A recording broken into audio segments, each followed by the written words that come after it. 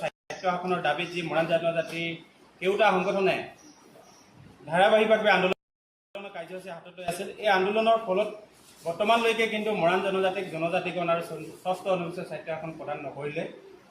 এই কথাখিনি আমি বাৰে বাৰে চৰকাৰী ঘৰত জনাই থকাৰ স্বত্তেও শেহতীয়াকৈ যেতিয়া বিজেপি চৰকাৰখন 2016 চনত বিজেপি চৰকাৰ গঠন হৈছিল, তেতিয়া এটা কথা স্পষ্টভাৱে তেওঁলোকে কৈছিল যে অসমৰ খিলঞ্জীয়া জনগোষ্ঠীসমূহক সুবিধা প্ৰদান কৰা হ'ব, গুৰুত্ব প্ৰদান কৰা হ'ব।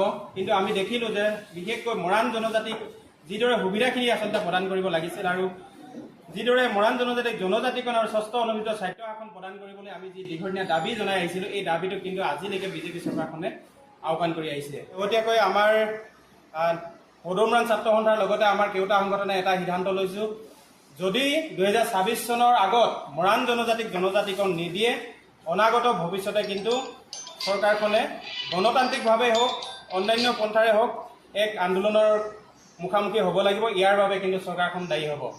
সংবাদমেলত যদি আজি কাৰ্যসূচী ঘোষণা কৰিছোঁ, অনাগত দিনত ইয়াতকৈ ভীষণভাৱে আমি আন্দোলন কাৰ্যসূচী ঘোষণা কৰিম। আমি সেইবাবে আমি ক'বলৈ বিচাৰিছোঁ যে কি হ'ল, আমি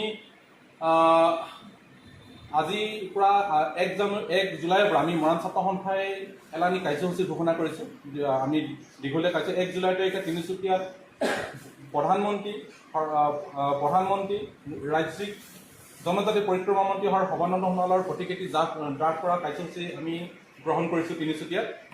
16 জুলাই তাৰিখে সদৌ মৰাণ ছাত্ৰ সন্থাৰ আটাইকেইখন জিলা আঞ্চলিক সমিতিৰ সহযোগত আমি তিনিচুকীয়াত সৰ্বাত্মক মটৰচাইকেল ৰেলীয়ে এটা প্ৰতিবাদী কাৰ্যসূচী আমি ৰূপায়ণ কৰিম। 18 জুলাই তাৰিখে সদৌ মৰাণ ছাত্ৰ সন্থাৰ লাহোল আঞ্চলিক সমিতিৰ সহযোগত আমি ডিব্ৰুগড়ৰ জিলা আয়ুক্তৰ কাৰ্যালয়ত ধৰ্ণা কাৰ্যসূচী গ্ৰহণ কৰিছোঁ।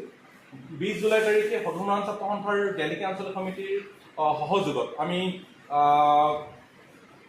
শিৱসাগৰ জিলা আয়ুক্তৰ কাৰ্যালয়ত ধৰ্ণা কাৰ্যসূচী গ্ৰহণ কৰিম। আৰু 15 আগষ্টৰ দিনাখন কলা বেজ পৰিধান কৰি আমি তিনিচুকীয়া জিলাৰ আয়ুক্তৰ কাৰ্যালয়ৰ সন্মুখত মানৱ শৃংখলাৰে স্বাধীনতা দিৱস বৰ্জন কাৰ্যসূচী আমি ৰূপায়ণ কৰিম। আৰু লগতে আগন্তুক আমি অতি কম দিনৰ ভিতৰত আমি গুৱাহাটী আৰু গুৱাহাটী অঞ্চলত প্ৰতিবাদী কাৰ্যসূচী আমি গ্ৰহণ কৰিছোঁ।